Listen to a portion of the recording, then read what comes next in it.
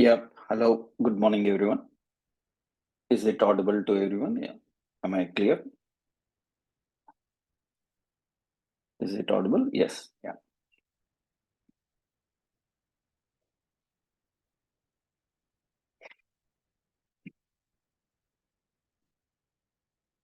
Okay. Thank you. So let's continue with our workshop today. So I will explain first the motive of this workshop. So here our intention is to understand what is state management, what is state, why you need state management techniques in JavaScript only. Okay. So we are going to discuss in this workshop about state management related to JavaScript, techniques in JavaScript.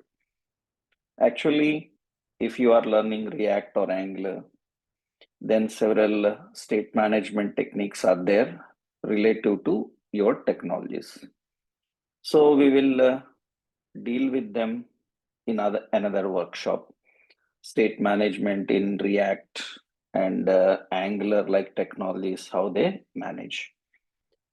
Generally, JavaScript state management means you will get two basic ideas like how to use state in advanced technologies like React, Angular everywhere, and in general JavaScript, how we manage. So in this workshop, I given the title as JavaScript State Management, and our intention here is to understand state management techniques using JavaScript. Okay.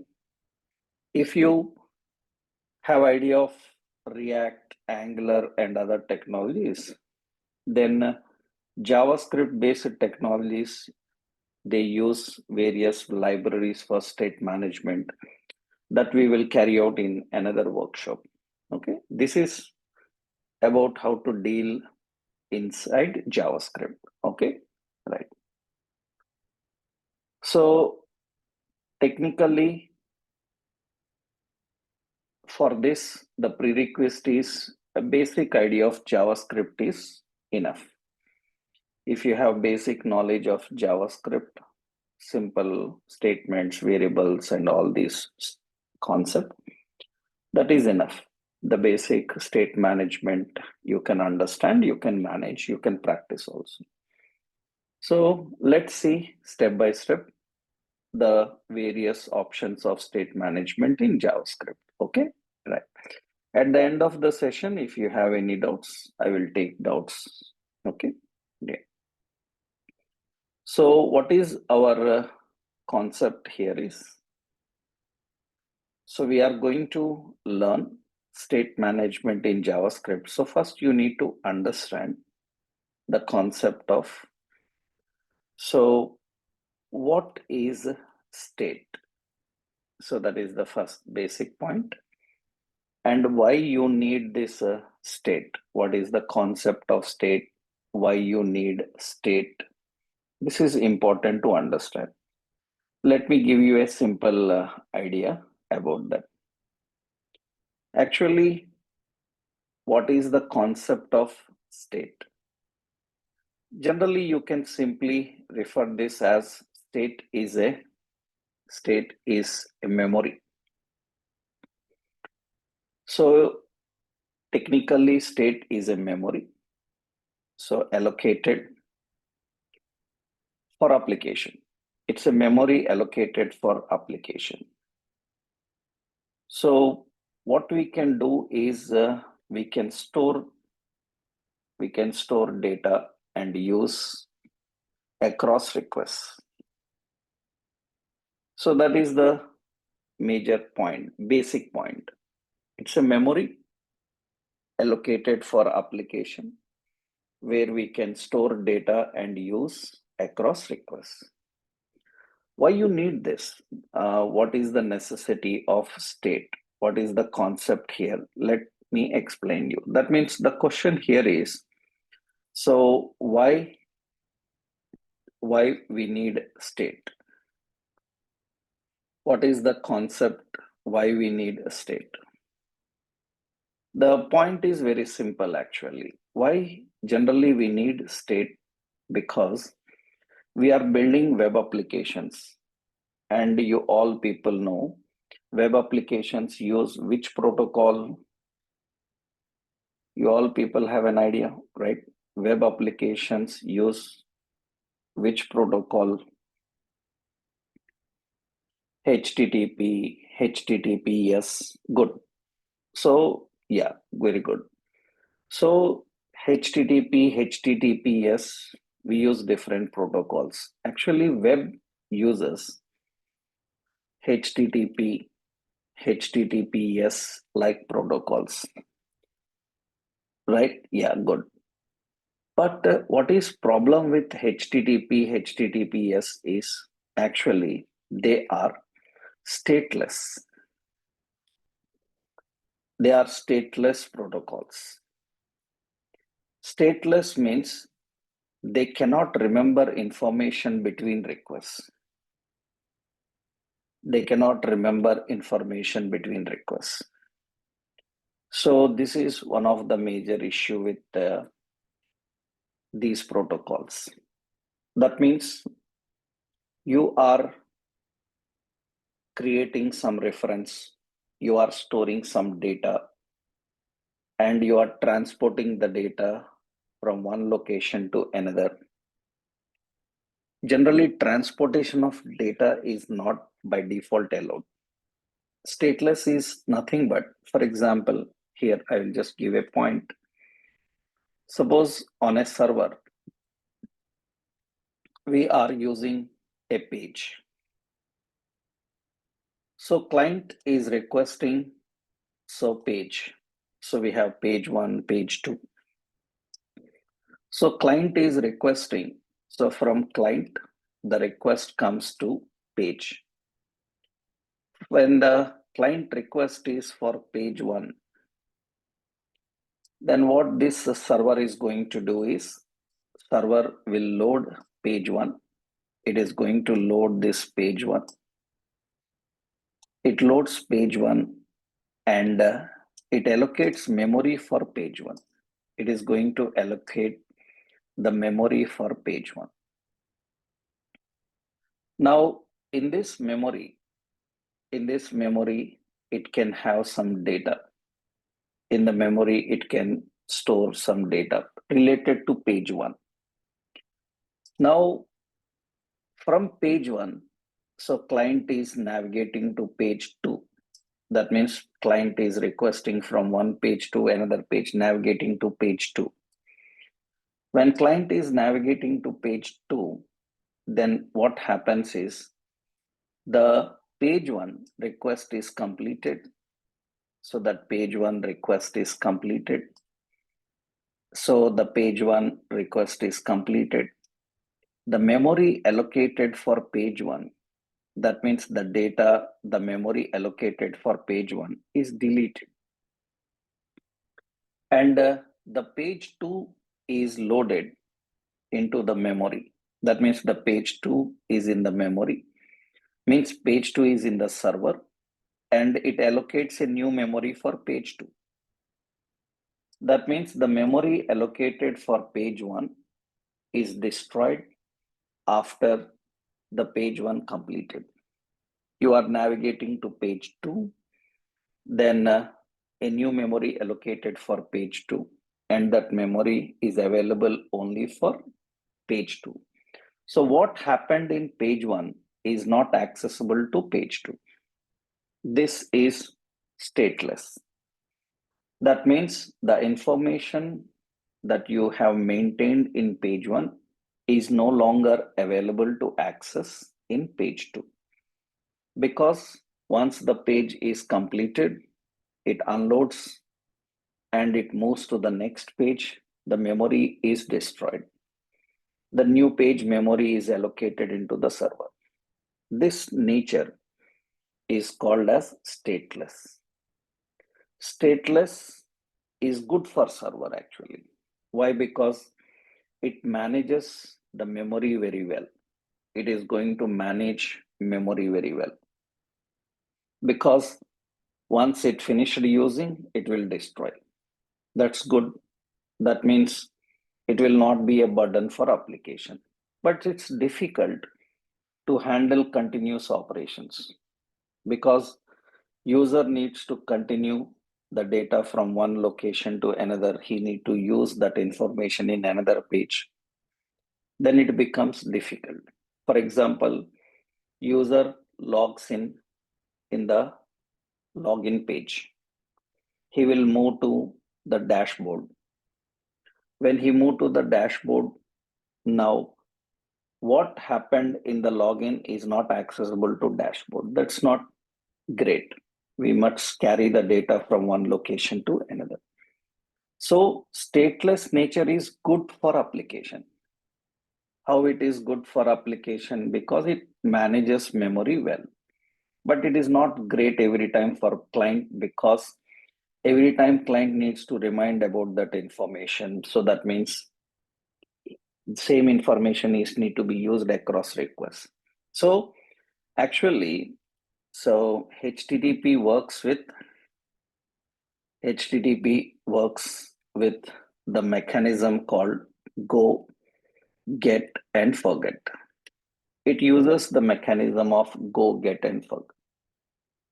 So generally, that is the mechanism go, get, and forget. That means it makes a request, get the response, and clean up. So it is nothing but so makes requests.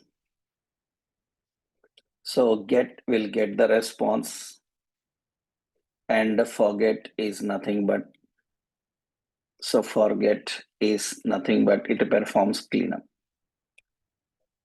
That means whatever the traces of that particular request are there, they will be cleaned up. They will be no longer available. That is the point about HTTP. So it uses a stateless protocol. Web uses stateless protocols. They work with this mechanism. So why you need state? To remember information between the requests,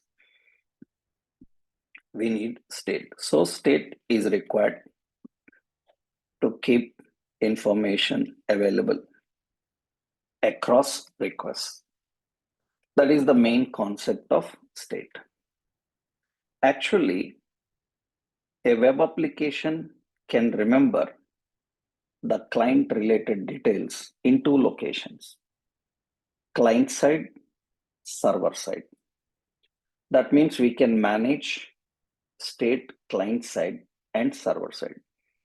Client side state management is nothing but your information will be maintained on your device only.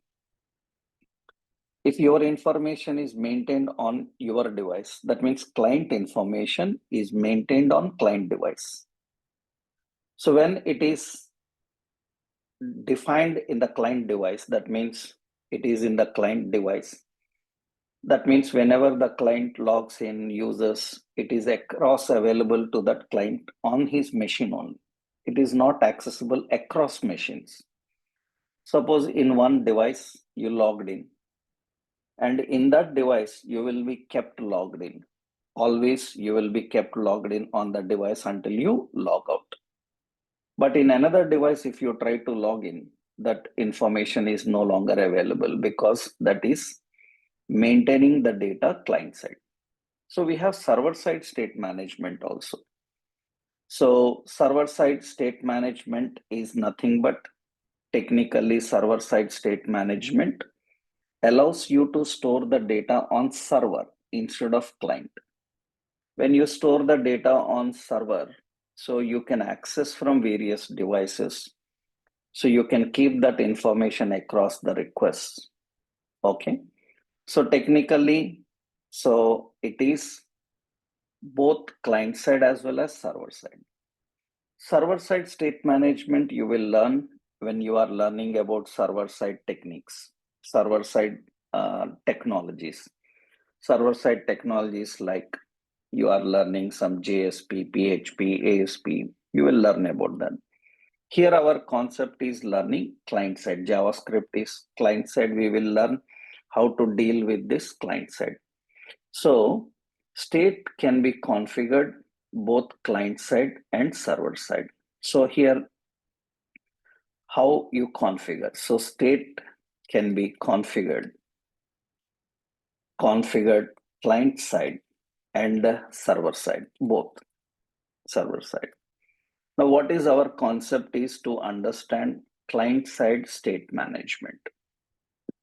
That means here the question, what is client side state? What is the concept of client side state? Client side state is nothing but memory is allocated on client device. Memory is allocated on client device and the data is kept on client device.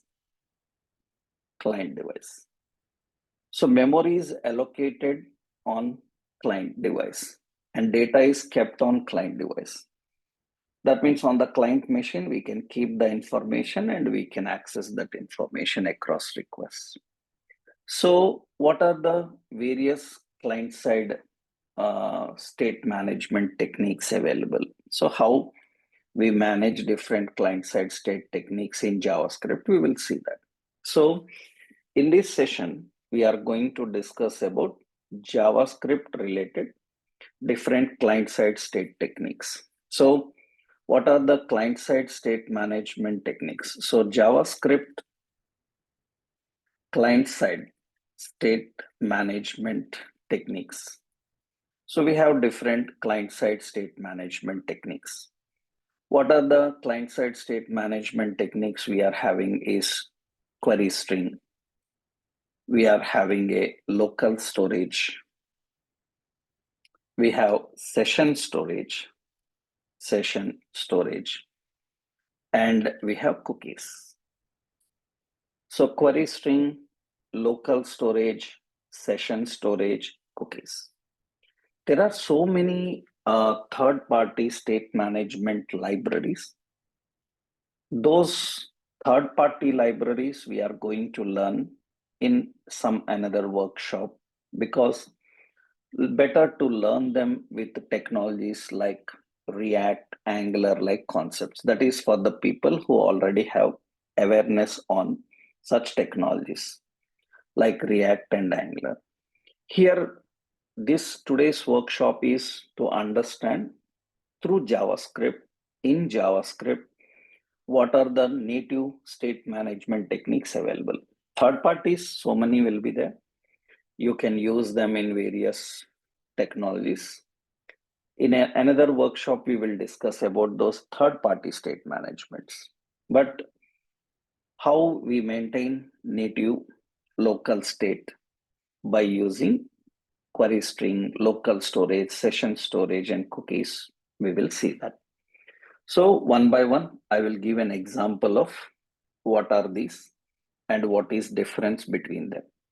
These days, in majority of interviews everywhere, especially for web developers, questions on state are very common. And even when they give a practical test to you, so they will ask you to collect the data, keep in a local storage or a session storage, use it locally and access and display. Instead of using any database or anything, you can just maintain data in a local storage. We will see what is difference between these four. So today's our workshop is to understand examples using query string, local storage, session storage, and cookies. What is difference between them, how to handle them, right? So what is state? Why we need state? What are the different state management techniques available? I think you understood these points. Is it clear up to now? Everybody understood the concept, right? Good. So I hope it's clear why you need a state, where we need the state. We'll see step by step now. Okay, good. So we will see one by one how to handle the state management techniques. First concept in the state management technique, we will see how do we deal with a query string. So we will see how to deal with query string. In JavaScript, what is the concept of query string, how we use query string, we will see one example. First, I will open a simple project. In Visual Studio Code, I will open a simple project folder. Actually, the project, I created a simple empty folder by name workshop. It's an empty one. So I'm not styling, I'm not creating any complete project environment. I'm giving a simple concept of understanding state management in application. So you can try with simple HTML pages with a basic JavaScript logic. You can easily understand, you can easily manage. So see what we are doing here. In this project, I have a simple project empty. I will just add, I'm not going to add any styling and all, just functionality we will understand. I will add two pages. One page is a login.html and another page is a dashboard.html. So we have two pages, two HTML pages are there, login and dashboard. So let's design the login. I will just keep the word title login. And this is a login page. Let's keep a heading login. Okay. And another dashboard page. Here I will just give a simple heading dashboard. Okay. Now what is our concept is, we want the user to navigate from one location to another. So that means user will open a login screen. In login, he will provide the credentials like user ID, password. And when he moves to the dashboard, in the dashboard, I need to show who logged in. That means I need to carry the user details from login page to dashboard. If you create a variable, you store the data in variable. That variable is available until you use this page. Once you move from this page, the memory allocated for the page is deleted. So it is no longer available. So you cannot access that in the next page. So our intention is to understand how we can transport information from login to dashboard. So in login page, user will enter the credentials like username, password, or something else.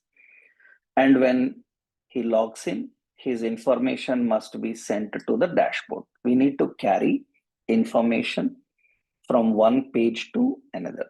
Let's see how it can be done. So one is we are using query string here. Generally, what is the concept of query string is, query string is a key and value collection. So query string is a key and value collection. Actually, it is appended into the URL and added to address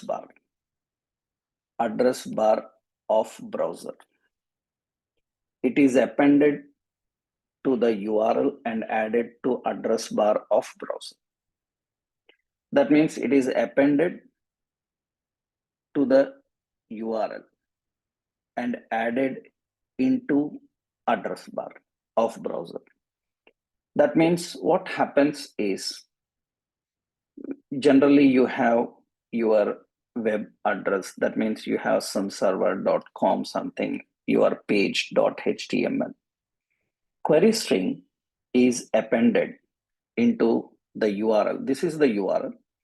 Query string is appended into URL with a question mark and a key and value is equal to value. Multiple query strings can be appended. First query string is appended with question mark. Multiple query strings are appended with ampersand, another key and value. Again, ampersand, another key and value. So like this, we can append in the URL. Now, this information is in the address bar. So what is good, what is bad? This information can be easily carried from one page to another page. But what is issue is, if anything is in address bar, everyone can view your data. Everyone can view your data. So what is the problem is it is not safe. Another important is it can be, it is saved. It is saved in browser logs. Browser logs. That means it is saved in browser history. When it is saved in browser history, anybody can see what you have sent. That means what data you posted, everybody can see that. So it can be bookmarked also. It can be bookmarked. That means even everybody deletes from the history, it can be still available in the bookmarks. You can bookmark it and you can see it later. So another important point here is when you are submitting data as query string, so it cannot submit complex data. Complex data like binary type data. Binary type data cannot be submitted using this query string. And there is limit for data. Usually the limit for data is in the query string, it can be 2048. So, or two, it can be 65,535 characters. That means the limit of query string can be between, depends on browser and the bit size. The maximum bit size of 64-bit is 65,535. So maximum you can send this much of data as query string. So query string is good when you are carrying some information from one page to another page, and that information doesn't require high level security. It is a very simple information everybody can see. Such just like you are using some searching. In searching, you are searching for some topic. Even if anybody see what you are searching, it doesn't matter. In such case, you can go with this kind of query string like technique. So let's see how this works.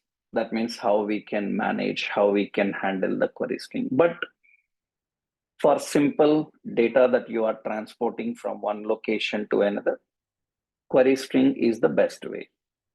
But what is problem with query string is it is not safe. It is visible to everyone in the browser address bar. It will be there. It can be saved. It can be bookmarked. These are all issues with query string. Let's see how this works. How we can send the data. How we can collect the data. One small example I will show you here. So how we can send and how we can collect the data. Let's see. So what we will do here is in the login screen, we are creating a form.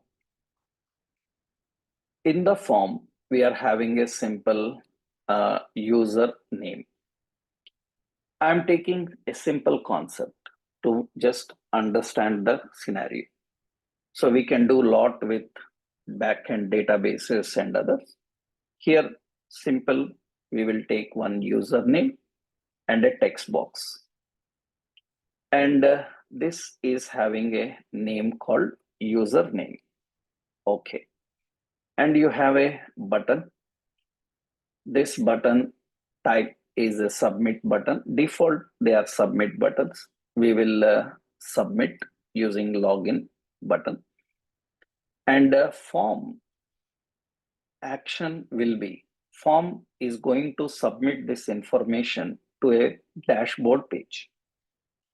That means in login screen, user will enter username and he will submit. It will be automatically redirected to dashboard. You know that form have an action which will navigate to the target. The target is dashboard. So we are going to transport from username from login to dashboard. So you see now here you don't need to write any logic because by default form have the ability to submit the data. And you know, I designed a form. You already learned in your HTML JavaScript.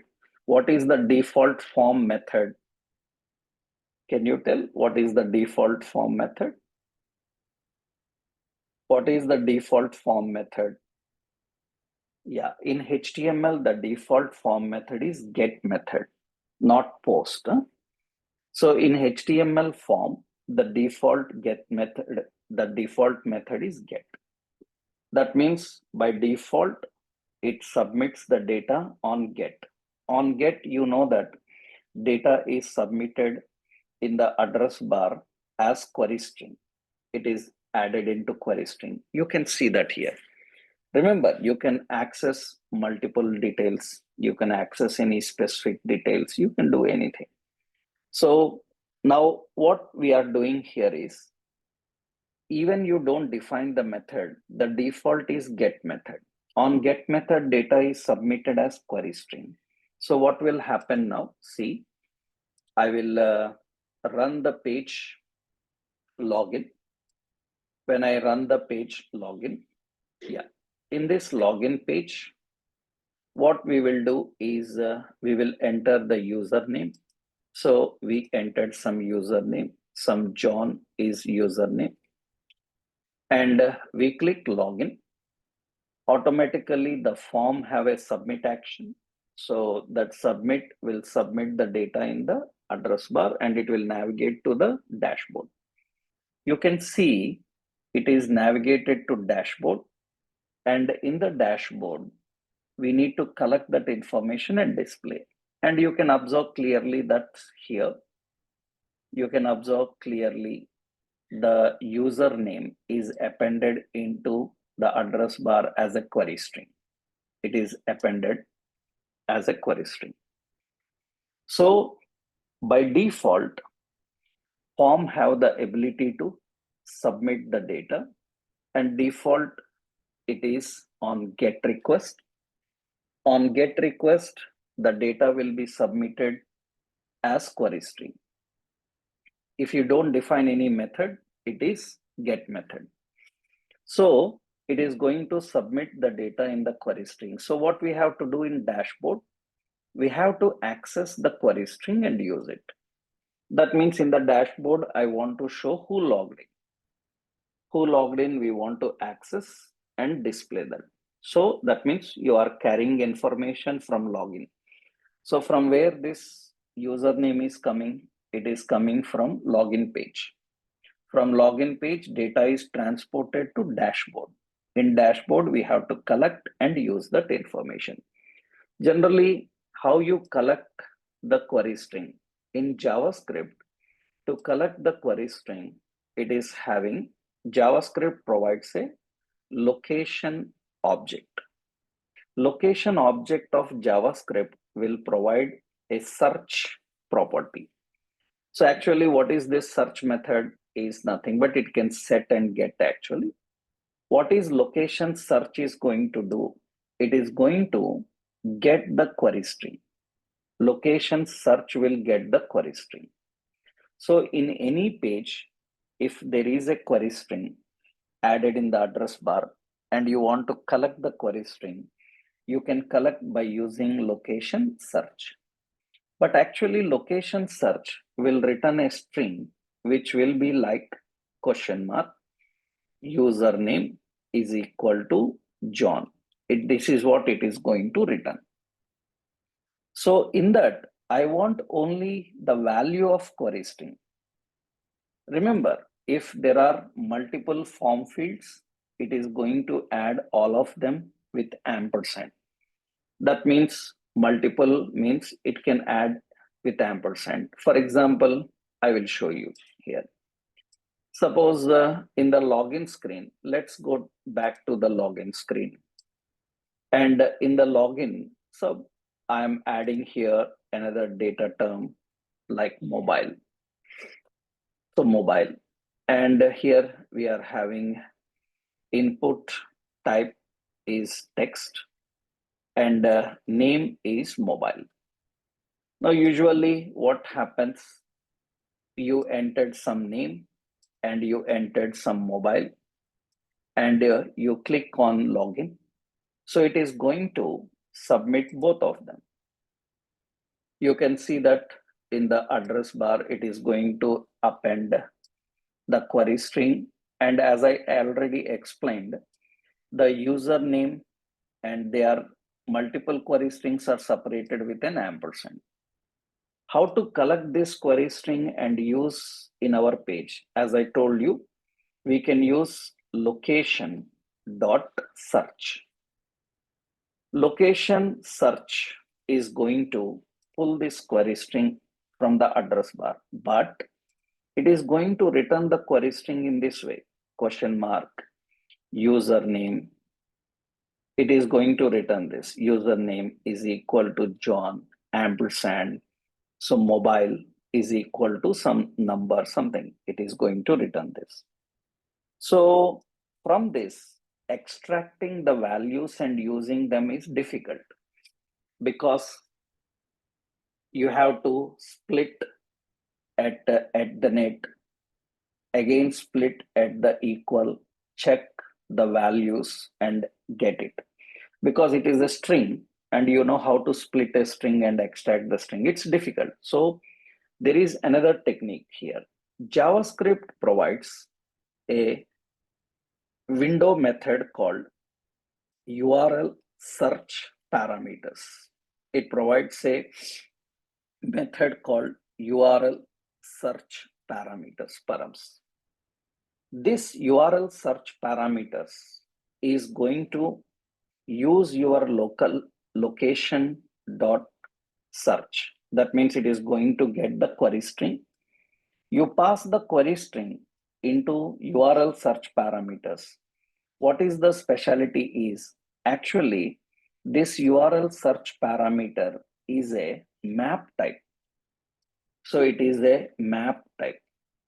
And what a map will do is it will separate the query string as a map. How it is going to separate the query string as a map is usually, you know, map have a key and value. Map usually have a setter. So setter will set a value. That means what is that username? That is the key and value is John. So it is going to separate your query string like this. It is going to separate your query string like this, mobile, and whatever the value of mobile is there, it is going to get that. So what URL search parameters is going to do, it is going to collect your query string and convert into a map. That means it separates into a key value collection. If it separates into a key value collection, accessing the value from a map is very easy. How you can access the value? By using get and the key name. Key name is what? Username. Then automatically it is going to return the value John to you. So you can get the mobile. It is going to get the mobile number for you. So directly dealing a query string is a lengthy process. dealing a query string directly is a lengthy process. Instead of dealing it directly, we can send into URL search parameters, which separates the query string into a key value collection through a technique of map. In JavaScript, map is just like an object with a key value. Through that, we can access the keys and values and use them easily. So let's see how do we collect and use this. So the basic process is simple. I will explain here the point. So how do we send the query string? How do we access the query string? So here the key point is query string. Query string is appended using form. So query string is appended using form submit on get request. Query string is appended using form submit on get request. After that, what we have to do is you can access query string. You can access the query string by using, so we have the method we can access by using location.search. It is going to get the query string. But dealing directly with query string is lengthy because you need a lot of string manipulations. Why? Because location search returns a string. That means question mark, key, value, ampersand, key, value. It is going to return that. So what you can do is you can convert the string into a map. You can convert the string into a map by using URL search parameters. By using URL search parameters, you can convert. That means what you can do, you can configure a reference. You can configure a reference using URL search parameters. Into that, you can pass location.search. That means query string is passed. Now, through this reference, we can use a get method and you can refer to the key. So it is going to return the value, returns value. So we are transporting data from one location to another, from one page to another. By using this technique, we can collect the data. Let me show you how we can manage that. In dashboard, I need to collect the information and use that information. Let's see how we can do that in the dashboard. So in the dashboard, let's go to dashboard. We have to just put some paragraph. Okay. And when the page loads, that means on load, we will use a body load function. So write a script and function body load. On body load, first we have to collect the query string. And we need to separate the query string into map. So then I will create a simple query string. Just let's say data. We will allocate URL search parameters memory. Into that, we will pass location.search. So that means what happens? The query string is collected. Location search will get the query string and it will send into the URL search parameters, which will convert that into a key value. Then how to access? Simple. We can access and display here. So what we will do, document.query selector. We will collect the paragraph and inside the paragraph, inner HTML, inside the paragraph, I am displaying some username. How to collect the username? We can collect the username. So by using, we will just put hello and the username. How we can access the username is data.get. And what is the key? Key is the query string key name. There are two keys now. These field names are used as keys. username, and mobile. And those keys we have to access here. What is the key? Username. So you can see that it is going to get that and display, hello, John. I'm not accessing the mobile. If you want, you can access the mobile. That means here I will put, so your mobile, and we will access data.get, and another key name is mobile. So it is going to get the mobile number and display. So we are transporting data from one page to another by using query string. You can see now here, I will enter some data. This is a login page. You entered some details, some David, and you entered some mobile number. Okay. And you click on login. The data is submitted in the address bar and it is navigated to another page. In that page, we are collecting the data and displaying. That means we are transporting data from one page to another by using query string. So it is one simple state management technique through which you can carry data across requests. So what is limitation about query string? I given the issues. Because it is appended in the URL, there is limit for data. You cannot submit complex. Everyone can view that information. Everyone can view that information. It can be stored in browser logs. So it is not safe. These are all the issues generally you will face while dealing with the query string. But if you are dealing with simple data that doesn't require much privacy, so then you can just submit using query string and we can access using query string. So this is one technique of transporting data from one location to another, one page to another. This is a simple example of query string. I will share this with you, the notes at the end of the session. You can get these notes at the end of the session. I will share with you. So I will copy this example we have done. One page is login HTML. In this, we have a simple login screen, which is collecting the data from user and posting to dashboard. And in dashboard, we are collecting that information and displaying.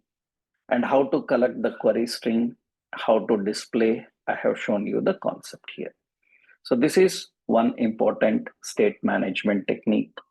So for transporting data from one location to another, that is query string. I hope everyone is clear with this. Understood? Is it clear to everyone? Right? Yeah, good.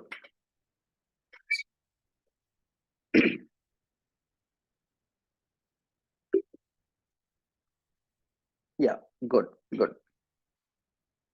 So this is one important state management technique, how we transport data from one location to another. So if you have any doubts at the end of the session, I will take the doubts, okay?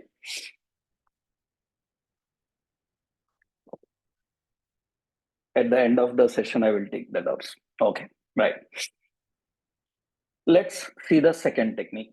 Let's see another technique, how we can transport data, how we can access and transport data across the request. So query string is okay. You understood the process, how to handle it. Let's see the another technique. We have a session storage. We have session storage. Session storage is another important state technique which you can use to keep the data and make it available across requests.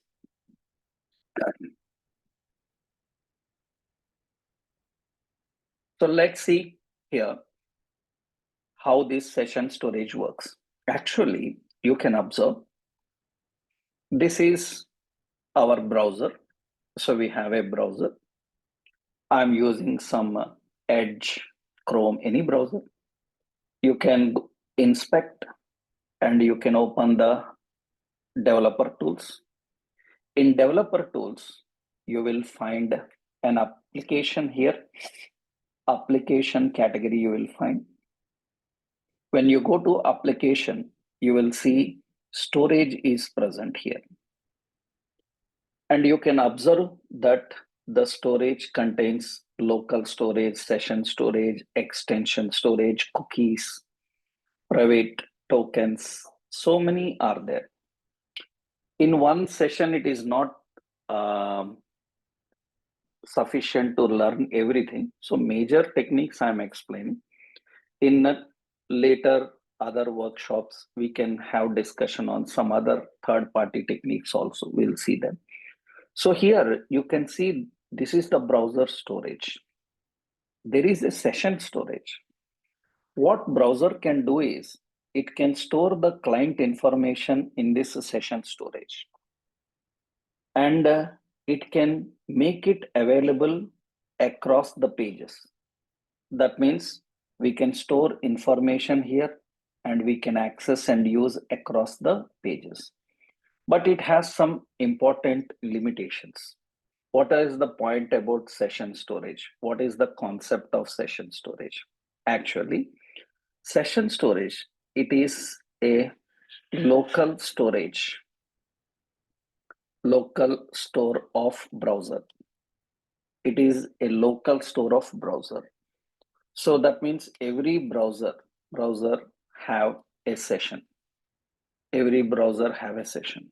So technically it will have has a session. Every browser is having a session. So you can store data in session. You can store data in session. Now, what is the advantage of this session and what are the points about the session is you can store data in session. It allows to access across pages, but we have some limits. What are the limitations is actually it is a temporary storage. It is a temporary storage.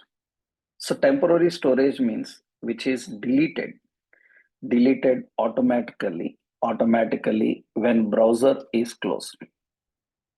When browser is closed. That means it keeps this information until the browser is open. You open the browser, you are doing lot of transactions within the page, within the application. You are navigating from one page to another page. So it makes this data available across the pages.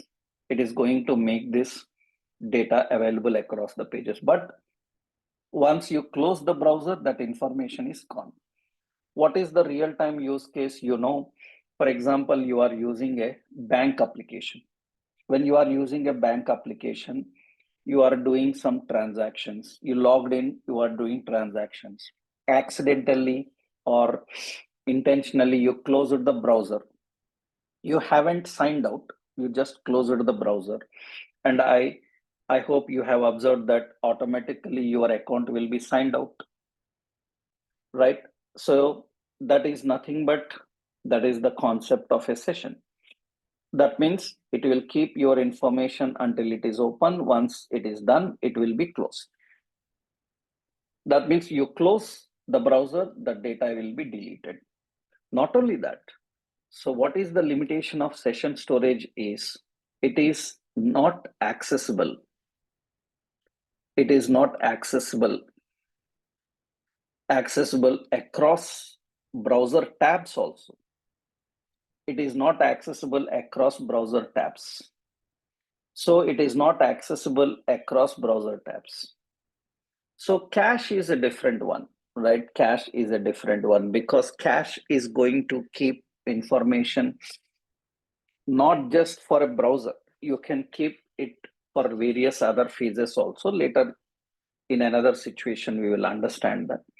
So session storage is a temporary storage. It is not accessible even across tabs also.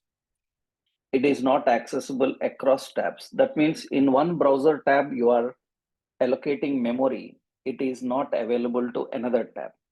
In another tab, you want to access another duplicate of that. It is not accessible. It is automatically deleted. So that is the concept of session storage. That means you can store, but it is not permanent. It is temporary. So it is temporary for a specific duration of time. So you can set time intervals also. You learned timing functions in JavaScript.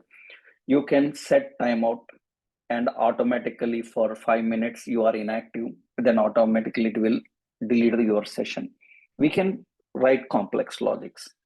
So session storage is little bit safe when compared to the query string, because it allows you to store the data, but it is not visible to everyone. It is not appended in the address bar, but it is safely kept in your browser storage. It is temporary. So it is little better when compared to your query string. There is no limit for data, depends on browser memory, how much browser memory. It varies according to the browser memory available. So it allows you to submit complex binary type data also, which is not allowed in query string.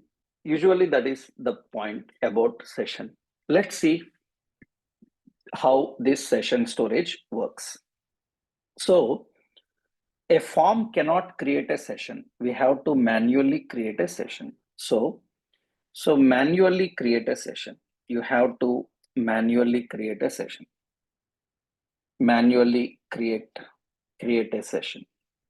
Query string advantage is, by default, form has query string ability to submit data as query string on get request. So you don't need to write any logic, but here you have to manually create a session. How do we manually create a session? Let's see. Actually, we have session storage. Session storage dot set item. Session storage is a browser window object related member. Through browser window object, we can access session storage. So actually it is a window.session storage. So we don't need to use window. Directly it is accessible. Session storage set item, it uses a key and a value. So it is also a key value collection. You can store a key and we can handle the value. Okay, let's see how we can handle it. So how do we create the session? How it works? I need to change this login code now. Let's go to the Visual Studio Code. Here, login page. In login page, I cannot use a form anymore, because so form submits as query string. So I will remove this form. I will just keep this in a container. And we have a button, and you know that this button is not going to submit anything. So I can submit multiple. I can create username session, mobile session. I will keep it simple. So we can add any number of data, right? So here, this button is no longer a submit button. It is an ordinary button. So when login is clicked, I need to collect that information. As of now, this login is not working because not inside a form, because we don't want to submit as query string. So what we will do is we will write a logic here. On click, we have a login click. So on login click, what we have to do, let's write the function, script function.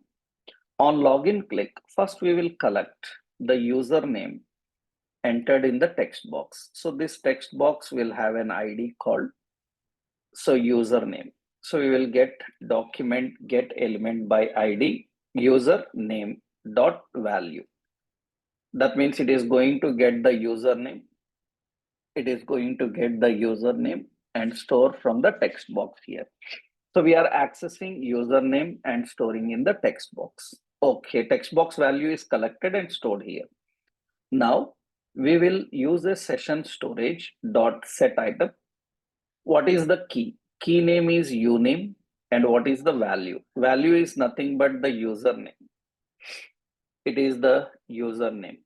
So we are having the username coming from a text box. That username is kept inside this session storage. Okay, after that, we need to navigate to dashboard.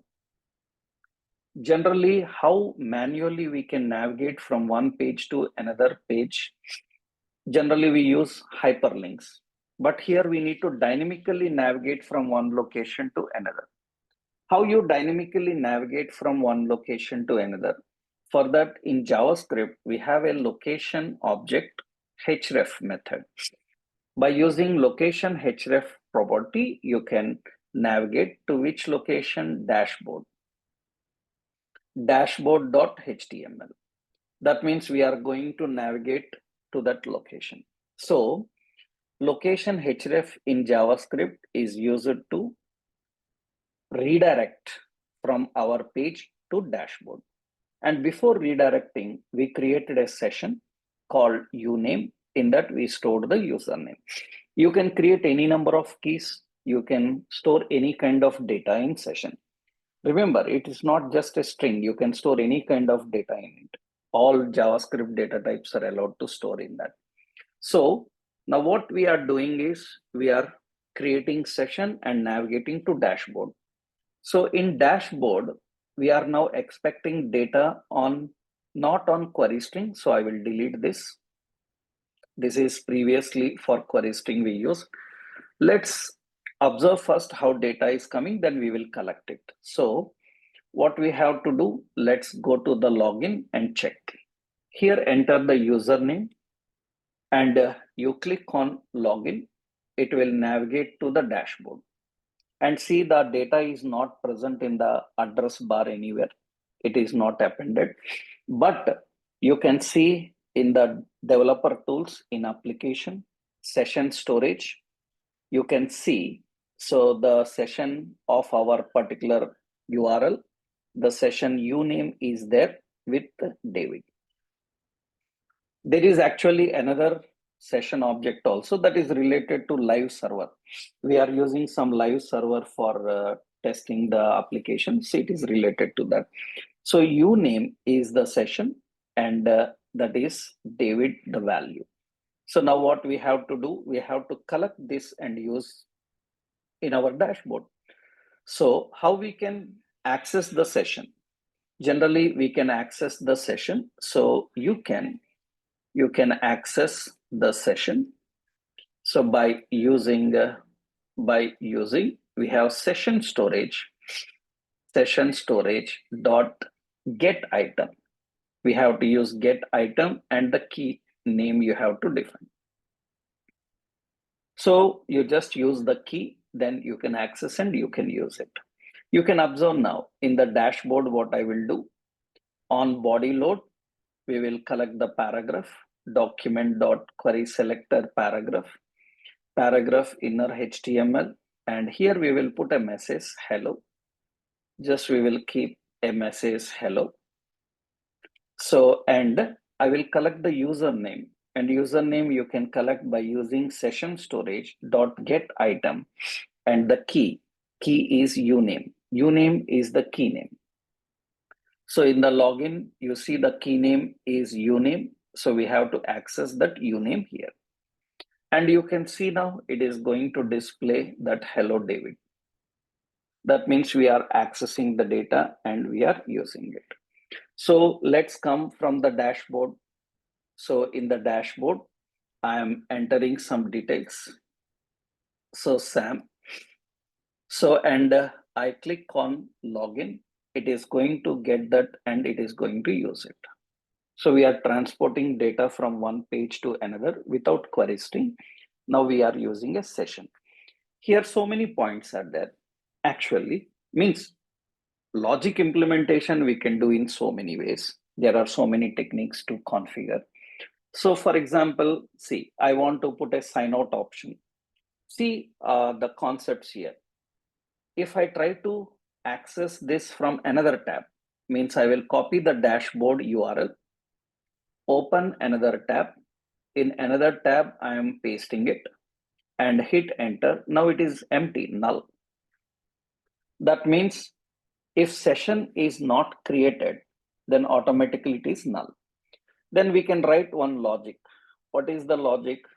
If anybody tries to access this dashboard after I closed it, somebody saw history, he copied my URL and he tried to access this dashboard directly, then it should not open this dashboard. It should automatically navigate to login.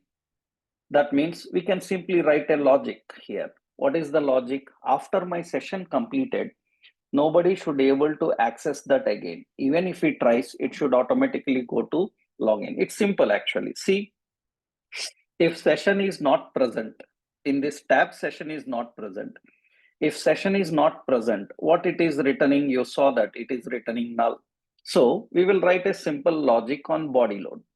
What is that logic? If session storage dot get item uname is equal to null, that means if it is null, then location dot href, we will navigate to which page? Login dot html. That means if I signed out or I closed my session and anybody saw my address or copied my address and tried to open this again after I closed, if anybody tries to open, because session is not present anymore, it will automatically go to login. If it is not null, then else we will display it. Okay, that's good. You can see now here, I will come from login screen.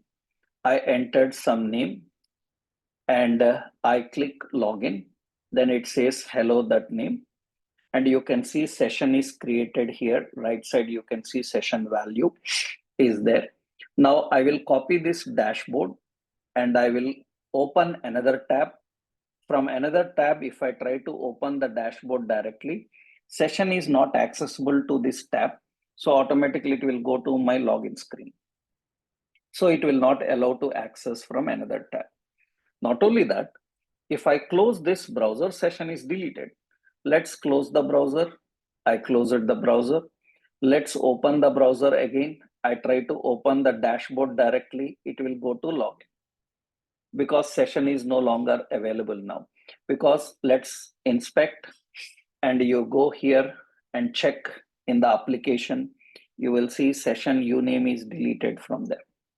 That means session is automatically deleted when you close the browser, and session is not accessible across the tabs. It is accessible only until you open it. Once you close, it is deleted. If you want to manually delete the session, what you do? It's nothing but, for example, we are entering some details and login. After that, I want to give a sign out option here. So we user sign out, the session should be deleted and he must go to login. It's simple. What you can do in the dashboard. So temporarily, I will use a button here and say sign out. And let's write a function sign out. And this function will fire up on this button click.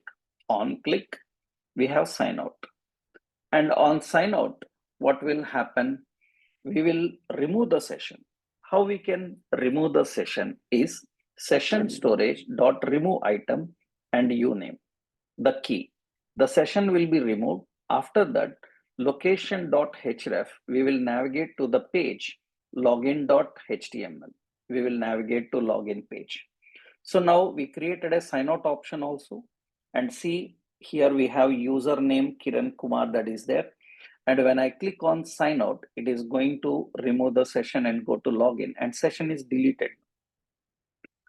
If anybody tries to access the dashboard directly, obviously it will be login only. Why? Because now I signed out, the session is no longer available. So if you are still signed in, you can access it in the same tab. From another tab, it is deleted again. So if you want to manually delete it, then you can do with a simple sign out option. So I can keep a simple sign out. So when I click on sign out, not only that, observe carefully, suppose I will right click in this developer tools, this session, and delete this session. After deleting, you refresh the page once. Once you refresh the page, automatically you see it will be logging in. Because session is no longer available, automatically it will redirect. Actually, we see logic wise, you can write so many things. For example, session is logged in. After that, 5 minutes, after 5 minutes, session should end. Suppose you given money transaction or ticket booking, they will give 10 minutes, 15 minutes for a transaction time. Within 15-20 minutes, if you don't do any transaction, automatically it will sign out. We can just put such logics. Actually, it's nothing but means roughly I'm giving, but there are so many logics.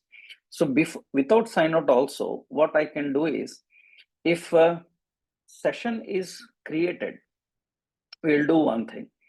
If session is created, I will use a set timeout function. That means session is created, then the username will be displayed. After that, what we will do is, we will sign out after few seconds.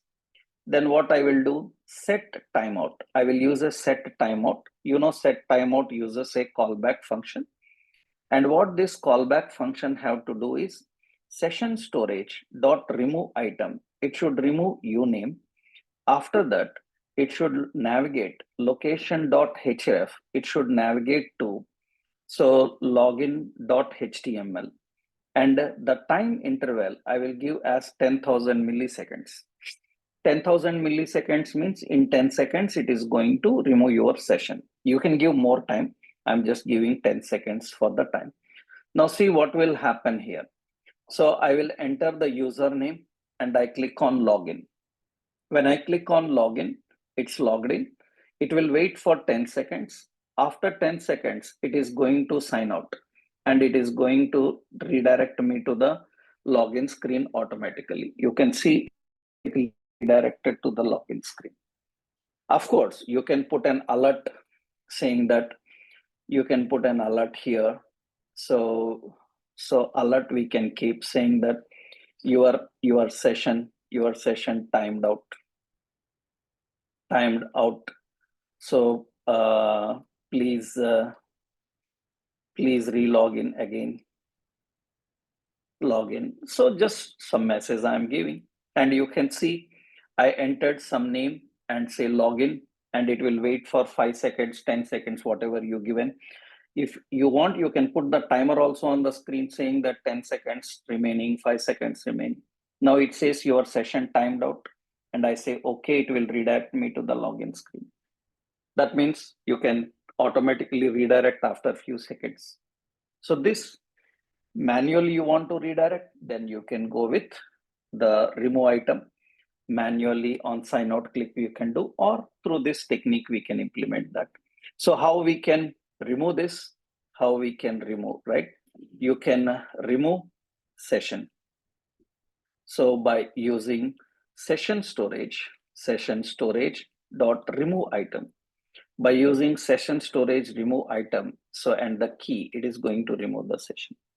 So this is a simple example of how we can transport data across the request, how we can keep the data temporarily until so the user closes the browser or specific duration of time, we can keep it. This is the concept of session storage. I hope everyone is clear, understood this concept. Is it clear to everyone?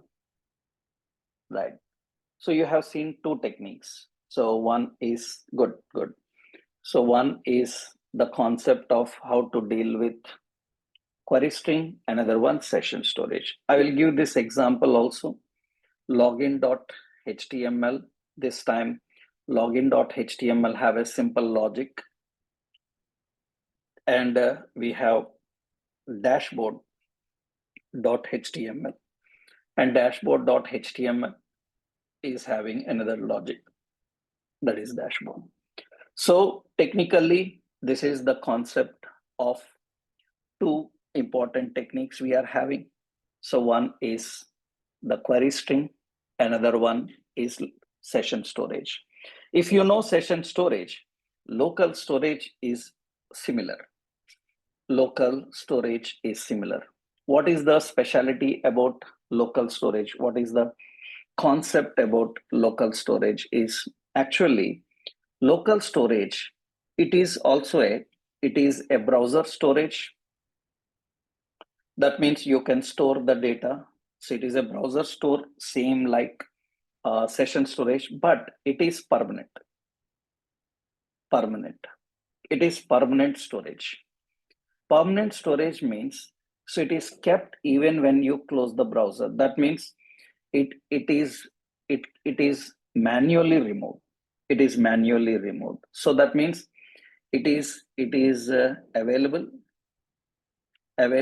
in your client device memory until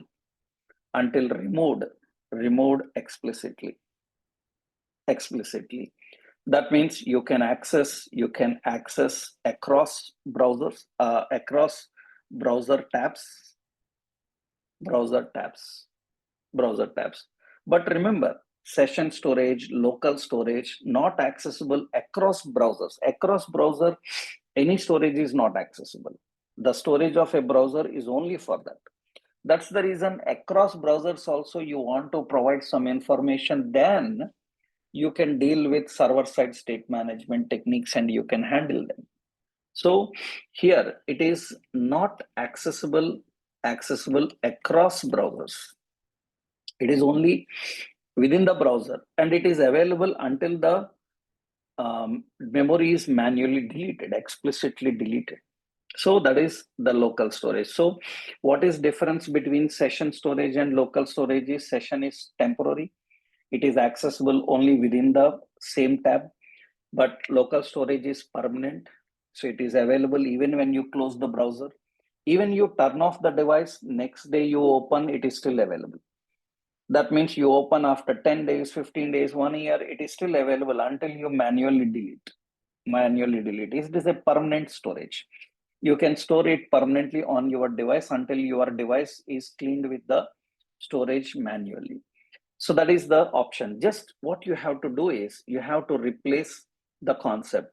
So syntactically, how you define, same. We have to use a local storage dot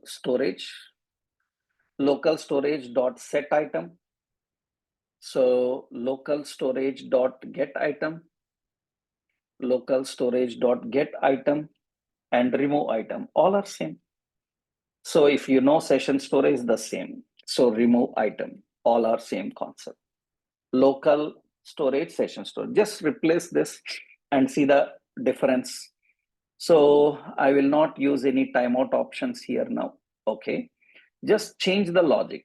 Everywhere, wherever we use a local session storage, we will change to local storage here. Okay, local storage set item username. In login screen, I changed it. Go to dashboard. In the dashboard, instead of session storage, use a local storage and local storage dot get item. And to remove, we have to use local storage dot remove item. That's it. So same thing you can replace by using local storage, right? So how the local storage works, that is the point. That means you can use the same local storage here and we can configure the local storage. So let's see how it works. So I will start with the login screen. And when we open the login screen, let's open the debugging tools and application. This time it is not session. You will see a local storage is there. Currently it is empty. And I will enter some name and click on login. You can see same everything working, but it is there. Uname is the local storage Kiran. Let's do one thing. I will copy this in the address bar. In the address bar, I will copy this and I will open in another tab. In another tab, I will paste this, and you can see it is accessible across tabs. I return the null related logic in the dashboard. So, but still it is available. Why it is available? Because it is permanent. That means it is accessible across the tabs, not only across the tabs. Let's close this browser now. I will close the browser. I will open the browser again and I will access the dashboard. It is still available. That means you can see that it is available even when the browser is closed. In the browser is closed, it is still available.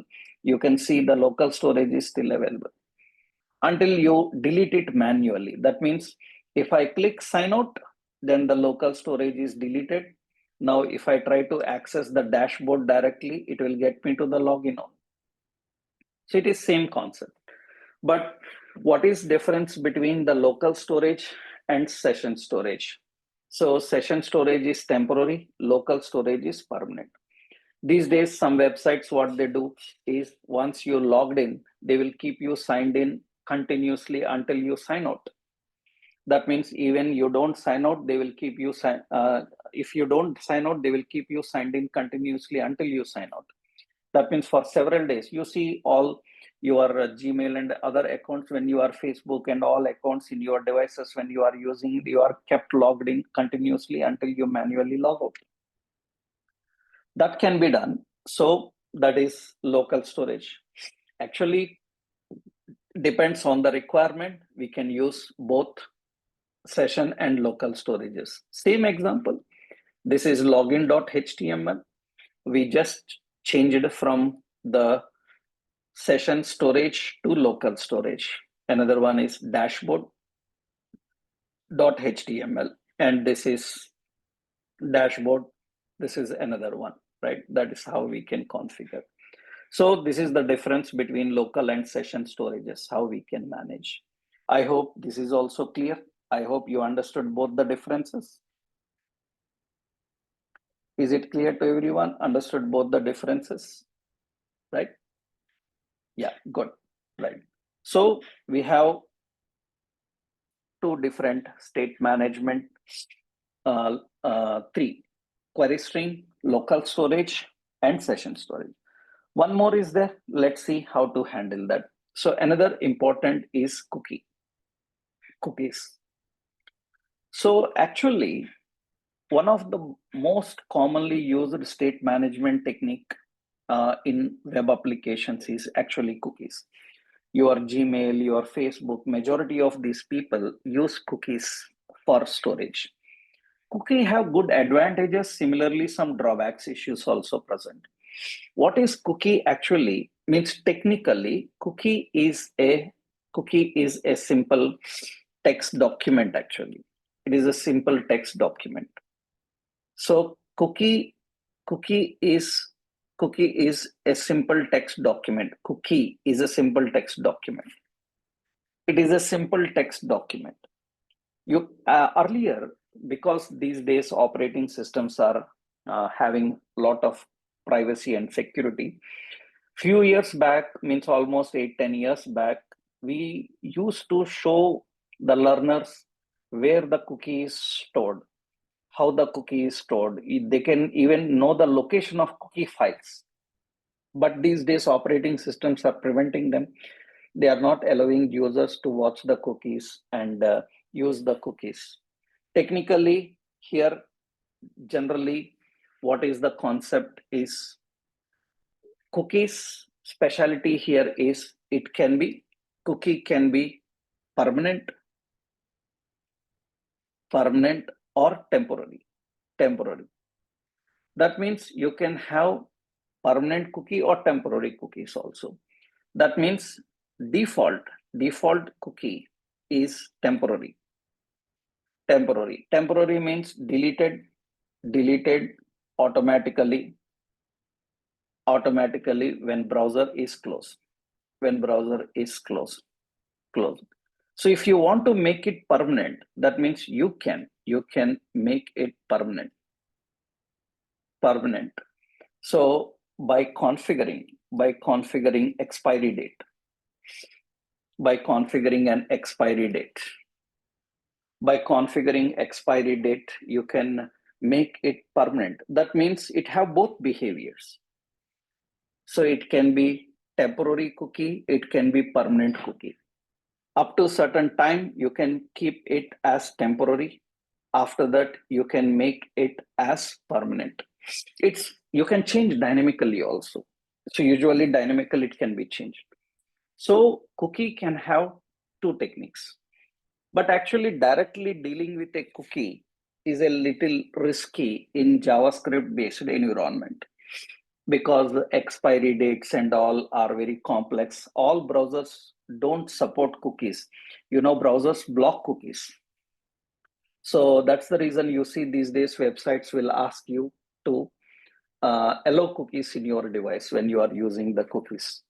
So technically, cookies are used for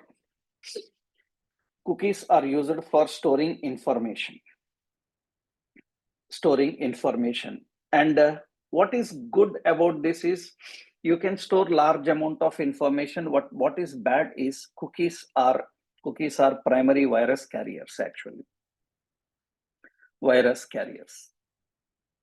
cookies are primary virus carriers. That means usually they are text documents.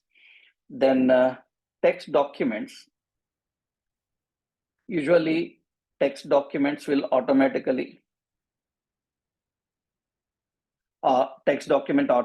can be infected by virus.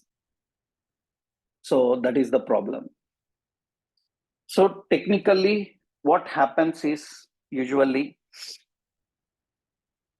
the cookie is a text document and it can be infected by the virus easily. That's the reason websites will specifically ask, like, do you want to allow cookies or not?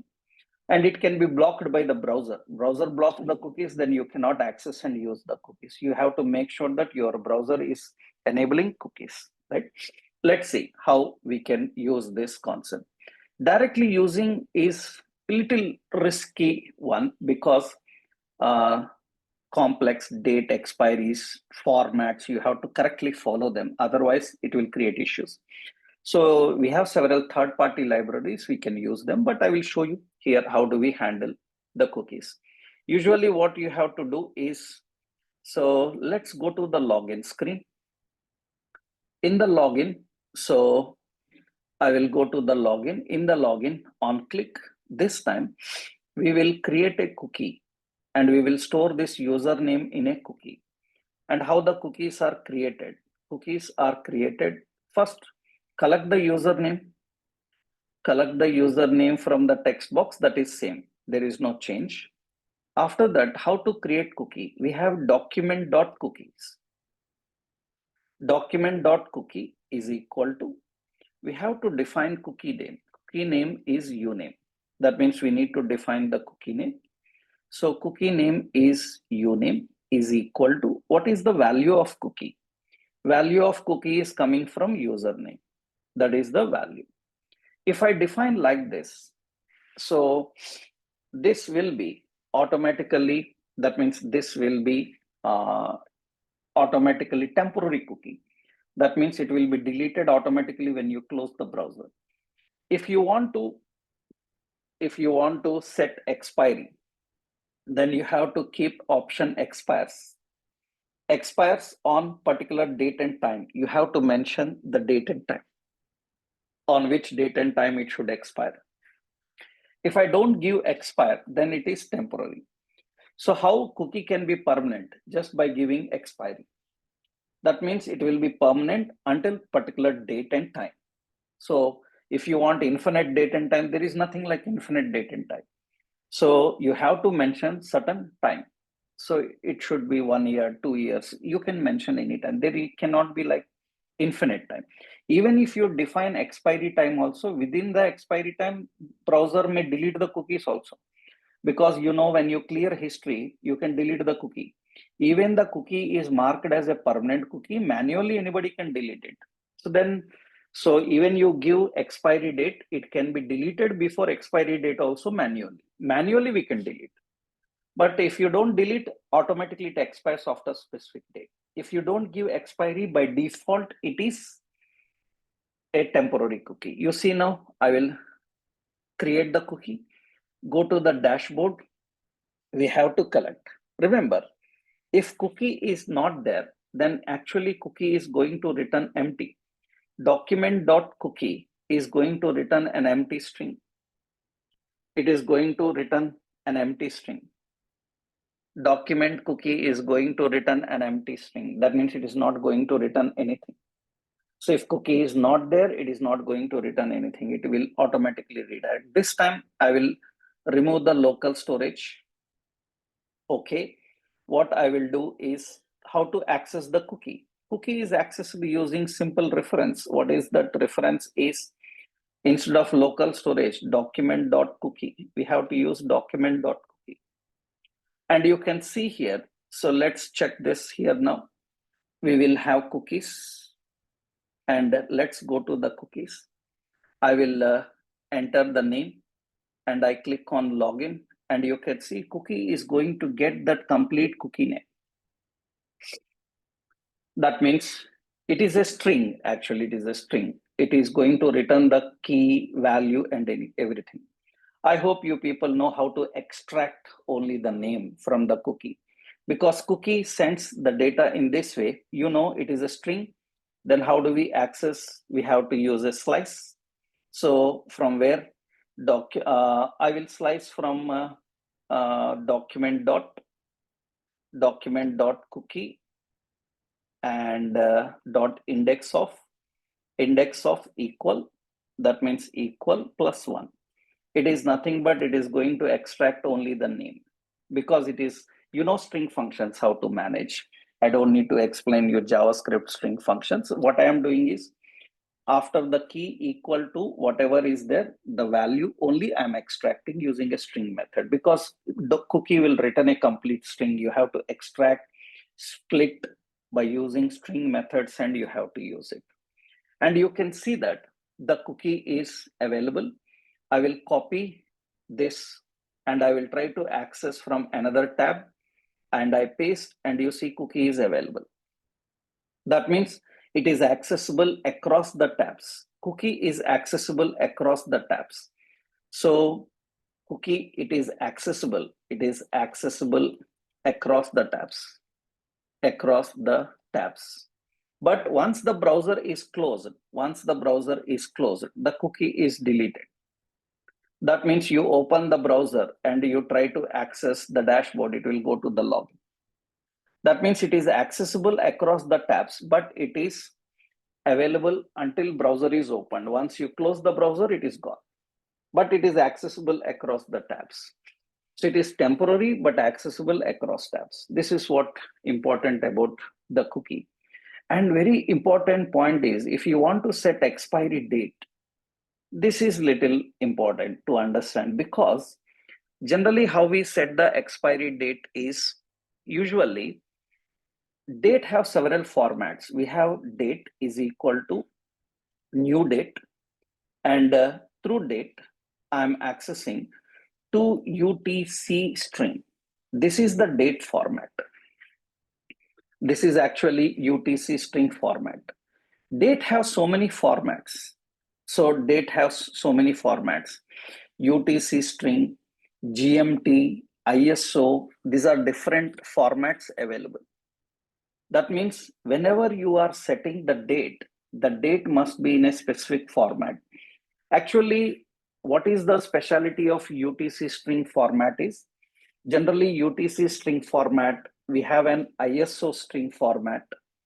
What is the point about UTC string and ISO string is, UTC, ISO strings, they are not time zone based actually. GMT is a time zone based. So UTC and ISO formats are not time zone.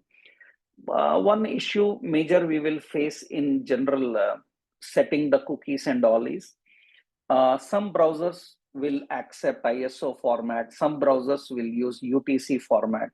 That you have to check. That is what a very much issue for a developer. That's the reason we use in several third parties. What those third parties will do is, according to the browser, they will set a format. But manually, if you are dealing with it, you have to check the format. For example, see now, what is ISO format of date is, it is showing date with this format. I will copy that. Let's go to the logic here. You can observe as of now, when you observe the cookie, as of now, when you observe the cookie is created. Let's go to the cookie is created. When you see clearly, the cookie have an expire option, and you can see cookie expires. You can see cookie expires. That is, this is max expires, or it is showing max time. So that means cookie expires. You can see, I will show you here. You can see that cookie expires is given as a session or max age. Max age is nothing but time. Expire session means what? It will be deleted automatically when you close the browser. No, I want to expire after 2 days. Then if you want to expire after 2 days, what you have to do is, when you are creating the cookie, here we have to define expires. Expires is equal to, you need to put the time. Means I will paste this time, which is in the format of ISO string format. And the time is, I'm giving the time as, this is 21. I will say 24. That means it will be expired automatically on 24th. We have given expires on 24. Okay, now see here. Let's go back here and I will refresh here. And I will enter the new name, username, and click on login. And you can see it shows expires on that particular date and time, but it is not taking the date and time. It is displaying the date and time I given. You see, it is not taking. So you have to put a semicolon. Yeah, I will go back because I have to delete this. And let's enter the name, delete this one already, which is there. How to delete cookie, I will tell you. So we need to set name and login, and you can see expires is showing still session. That means it is not accepting the format. Which format it is not accepting is, it is not accepting the format of, it is not accepting the format of UTS string. Which format? UTC string. So ISO string. In this browser, we will use UTS string also. I will use a new date, means browser wise UTC string. I will copy this, use UTC string format. And let's go back, because you have to check different formats supported according to the browser. And I will paste this, and it should be on 24. So that means Sunday 24x. Okay. Now let's go to application, delete this cookie now, and go back to the login, enter some name, and click on login, and you can see the time is there. Expiry time is set to 24. That means now this browser is actually accepting the UTC format. So some browsers will support ISO format, some browsers will support UTC format. This will become little complex. That's the reason directly using these cookies is little risky. We have to check all of them and configure. Instead of doing that, we have some third-party libraries. Later in other sessions, we will discuss them if time permits for us. In other workshops, we will create one workshop on third-party sessions. There you will see that there are simple techniques of managing the state without configuring manually everything. And how do we delete? See, you can see when I click sign out, it is redirecting, but this this cookie is not deleted. Cookie is still available. If anybody directly tries to access the dashboard, you can see it is available. So on sign out, it is going to log in, but it is still logged in actually. When I enter dashboard directly, it is coming, because cookies cannot be directly deleted. To delete, there is no option of deleting cookie. Generally, what technique our developers implement is, when we want to delete the cookie, what we do is we will put an cookie with an expiry date which is already elapsed. That means what we do, sign out, document cookie, expires on, so it will be expire on Saturday. I given Saturday, or this is Saturday, 20 September. 20 September. That means if you give a date which is already gone, that means already finished, that means elapsed, then the cookie will be expired. There is no directly deleting of cookie concept. We have to set like this. That is why directly cookie is little bit risky. So third parties will provide simple techniques, like they will provide options like remove cookie and all such things. Now, when I say sign out here, that means it has to delete the cookie and get the cookie here. So it is saying, yeah, username. So here username, this is cookie name is simply uname is equal to empty. We'll keep it empty. So now when I see here application cookies, when I click on sign out, then cookie is deleted now. You can see that cookie is gone. So cookie name is empty and expiry date is set to previous, then automatically the cookie will be deleted. There is no direct deleting of cookie. We have to delete using such technique. So we have different state management techniques to handle. So we have a concept of query string, session storage, local storage, and cookies. And this is cookies are configured by using document.cookies. Cookies. You have to define the cookie name and value. You have to put expires. So here we have to put a date time. So date time must be configured, and it can be UTC format. So, or it can be ISO format. So, or GMT format, different formats depending on the browser. And one important note is to remove cookie. So set an elapsed date and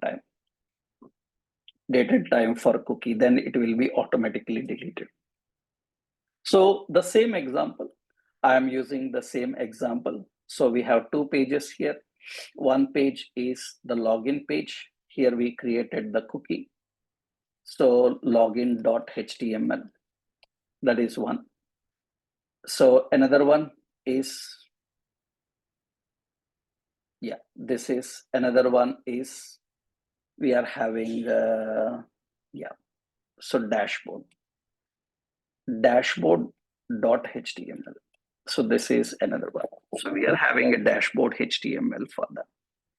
So this is the various state management techniques of JavaScript that we are having. I hope everyone understood the concept. Is it clear to everyone?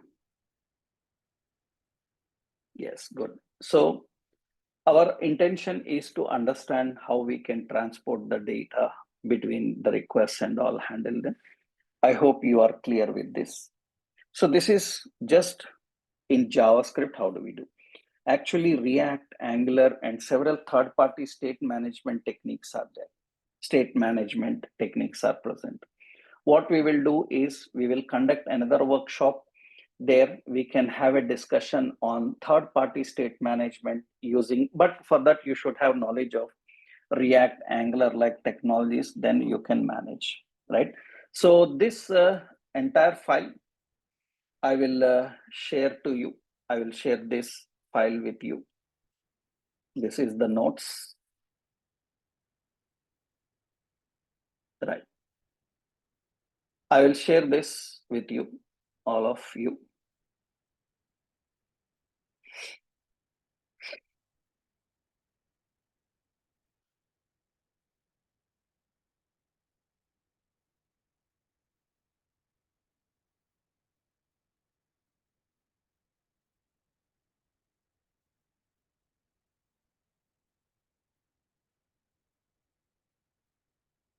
Yeah, I am sharing this notes to everyone. I hope everyone got this notes, right? So this is the concept today about the workshop, everything. I hope you have a clarity on state management client side, how it is managed only in JavaScript, right?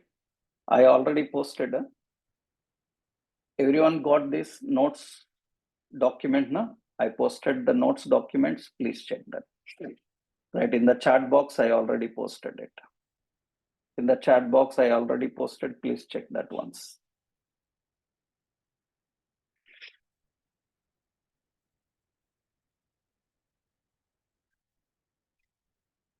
Yeah. In the chat box, we posted. Please check, everybody.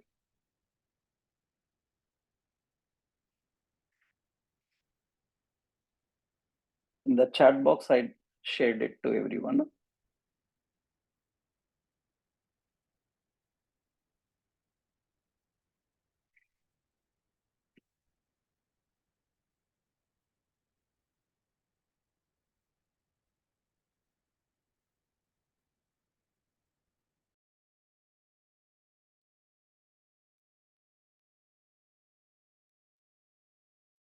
Yeah, we shared it. So no, if you haven't already shared, all other people are also watching it. They got it. Huh?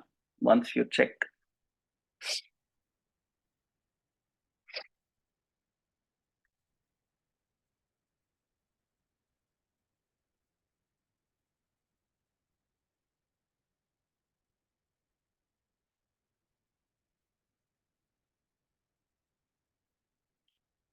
Okay, let me.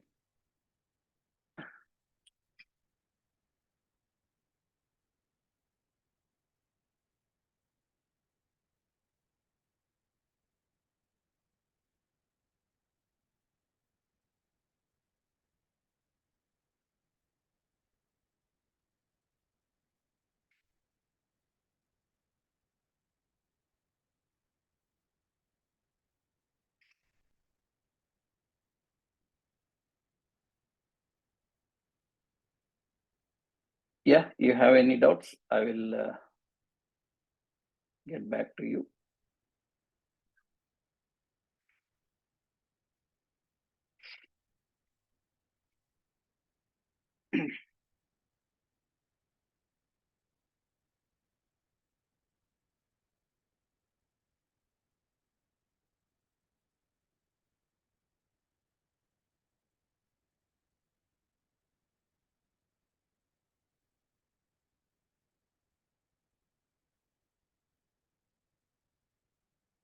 Okay, I'm sharing a drive link also for this notes if anybody haven't.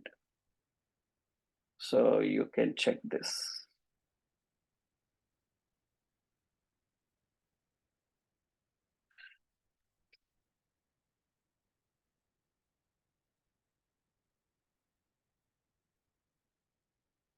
I shared a drive link. Is it okay, visible to everyone? Is it clear? Check that once. I shared the document also. I shared this. You please check once because others received it. If anyone having a problem, check that.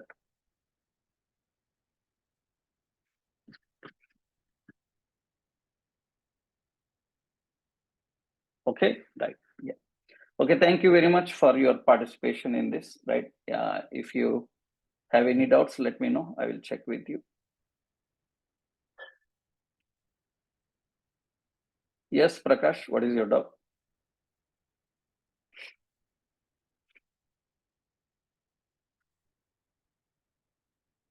Yes, Prakash, what is your doubt?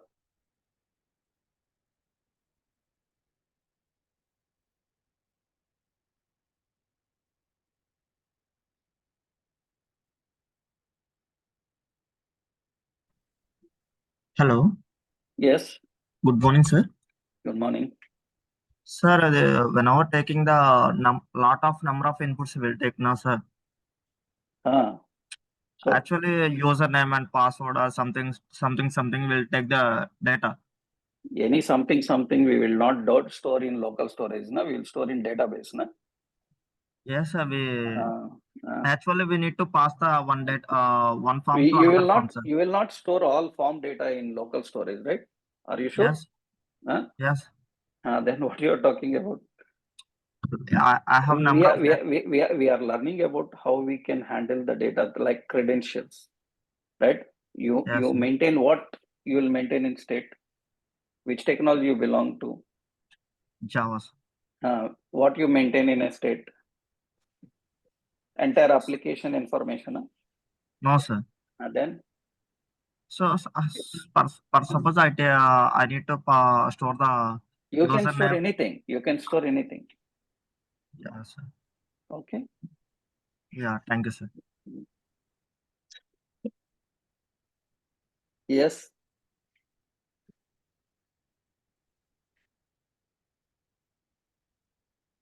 Yes, you people have any doubts, you can unmute yourself and you can talk. Hello. Yes.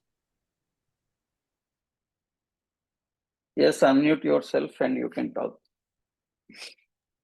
So what is the stateless and Yes. Yes. stateful and stateless? Stateful, stateless. This Yes, is sir. not ReactJS, right? We are discussing only about JavaScript. Stateful means by default they have a state. Built-in state is configured. Stateless means we have to explicitly configure the state. In React, we will talk about React or other things, right? First, you have any doubts related to the current workshop related, please. In cookies, different varieties are there. What to see when you log in the website?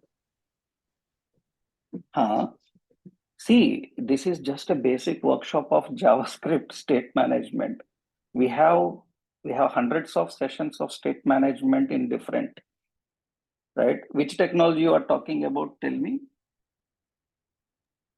No, it is actually in general we see when we visit any website. In JavaScript is what is stateless? You know, HTTP. What is stateful?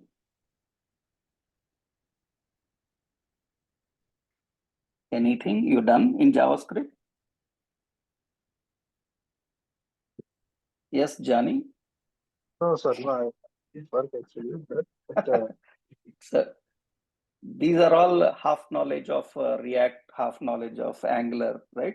That they will mess up like this. Understood, right? Because generally when people learn about React, Angular like concept, they have stateless, stateful components. Okay, that's a different concept. We are not discussing here completely about complete state management. Only JavaScript state management I am explaining you here. Okay. okay. I think I am clear, right?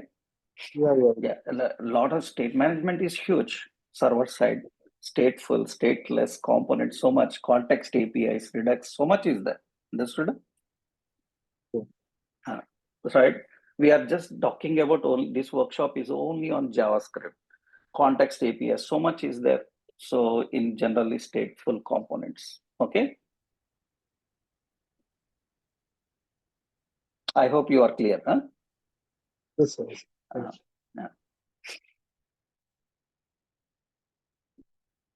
Yes, anybody else? Any doubts are there? You can unmute and you can talk. Yes, Pradeep.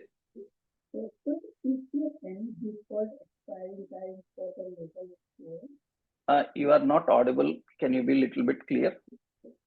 Is there any default expiry time for local storage? No, there is no default expiry for local storage.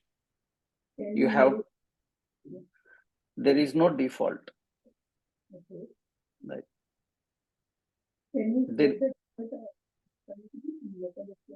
Local storage means permanent storage, right? What is meant by default then for permanent storage?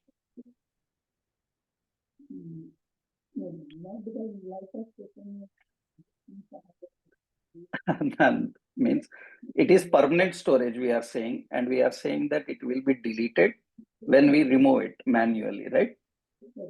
And then what is the point of default time again in that?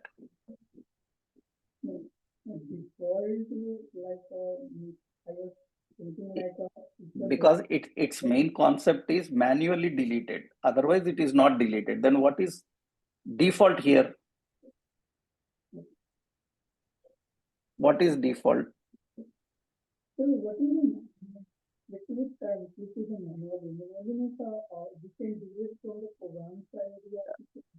Pradeep, your voice is not clear. Can you be a little bit clear?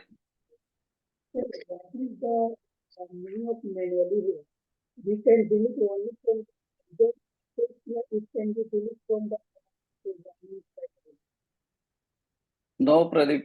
Can you be not at all? Your voice is having a lot of disturbance. Sorry, sorry. I think Yeah. there is some problem with my Your side voice is having a lot of low, very low. It's not clear. Can you be a little bit clear? Let me check once. I will system. Yeah, tell me now. Yes, Pradeep. Yes, sir. My question is that we had the only ability to delete the local storage from a browser. Yeah, we can delete from programming side also. Local storage you are asking, huh? Yeah. Local storage, what you want for local storage?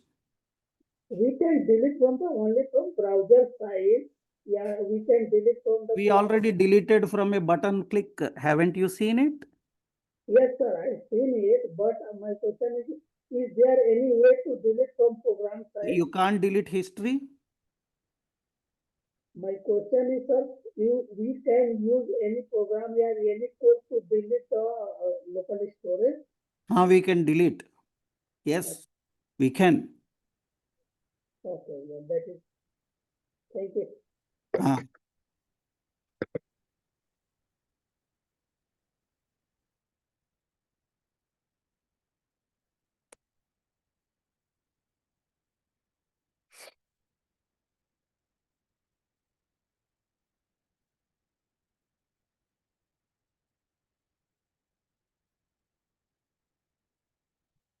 Yes, anyone have any more doubts? Any issues are there? So I have a question.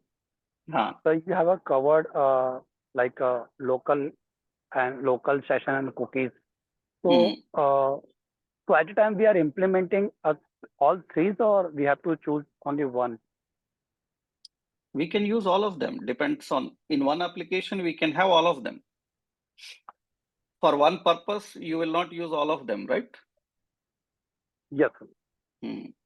For different So based on data, okay, for different type of data, you can use different storages, right? Yes. We can use all of them in one application. And so one more question. So right now I'm June batch, but I'm looking for the morning. You will start ReactJS morning batch, right?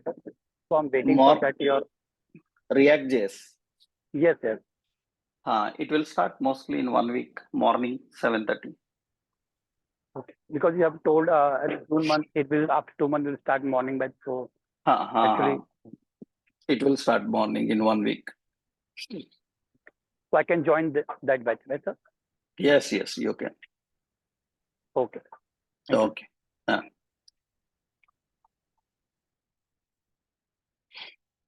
Yes, anyone else? Any doubt?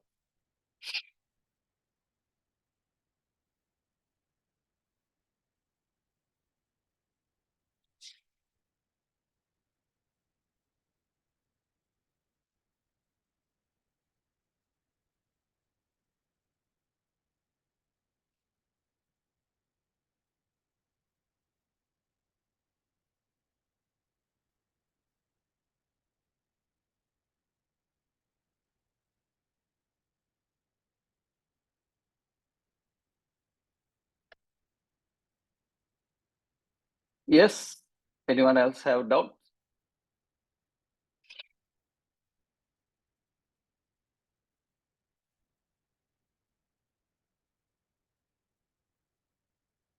Individual JavaScript batch will not be there. We will have a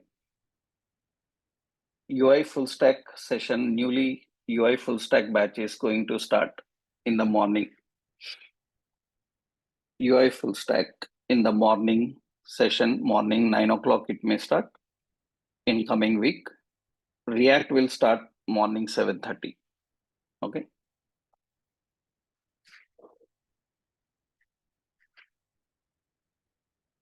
Okay then. Okay, thank you very much for your participation, right? Thank you. Thank you all. So we will meet in another workshop later on JavaScript or other topics. Okay, thank you. Thank you, sir. Yeah.